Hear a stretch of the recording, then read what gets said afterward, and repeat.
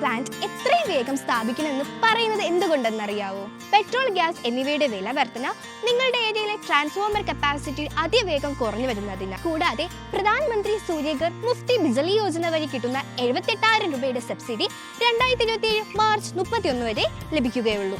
ഇപ്പോഴത്തെ യുദ്ധ സാഹചര്യത്തിൽ വരും നാളുകളിൽ പെട്രോൾ, ഗ്യാസ് എന്നിവയുടെ ലഭ്യത ക്രമാതീതമായി കുറഞ്ഞു വരികയും അത് പിന്നീട് വില വർധനയ്ക്ക് കാരണമാകുന്നു. അത് നിങ്ങളുടെ ഫാമിലി ബജറ്റ് ഉറപ്പായും താളം തെറ്റിക്കും.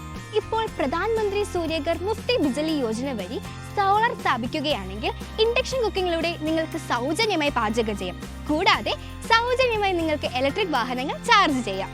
നിങ്ങളുടെ ഏരിയയുടെ ട്രാൻസ്ഫോമർ കപ്പാസിറ്റിയുടെ 90% മാത്രമേ നിങ്ങൾക്ക് സോളാർ പ്ലാന്റ് സ്ഥാപിക്കാൻ അനുമതിയുള്ളൂ. എന്നാൽ സൗജന്യ സോളാർ പദ്ധതിയിലൂടെ അതിവേഗം സോളാർ സ്ഥാപിക്കുന്നതിനാൽ വരും ദിവസങ്ങളിൽ നിങ്ങളുടെ അവസരം നഷ്ടമായേക്കും. ഒരു ട്രാൻസ്ഫോമർ പരിധിയിൽ 100 വീടുണ്ടെങ്കിൽ ശരാശരി 20 വീട്ടിലുള്ളവർക്ക് മാത്രമേ സോളാർ വയ്ക്കാൻ അനുമതിയുള്ളൂ.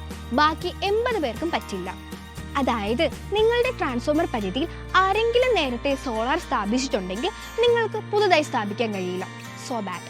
പ്രധാനമന്ത്രി സൂര്യഘർ മുഫ്തി ബിജലി യോജന വഴി ലഭിക്കുന്ന 78,000 രൂപയുടെ സബ്സിഡിയും കുറഞ്ഞ പലിശ നിരക്കിൽ സോളാർ സ്ഥാപിക്കാനുള്ള വായ്പയും 2027 മാർച്ച് 31 അവസാനിക്കുന്നു. അതായത് ഇപ്പോൾ സോളാർ സ്ഥാപിക്കുകയാണെങ്കിൽ സൗജന്യമായി ഒരു മുൻകൂർ ചെലവുകളും ഇല്ലാതെ നമുക്കിപ്പോൾ സ്ഥാപിക്കാം.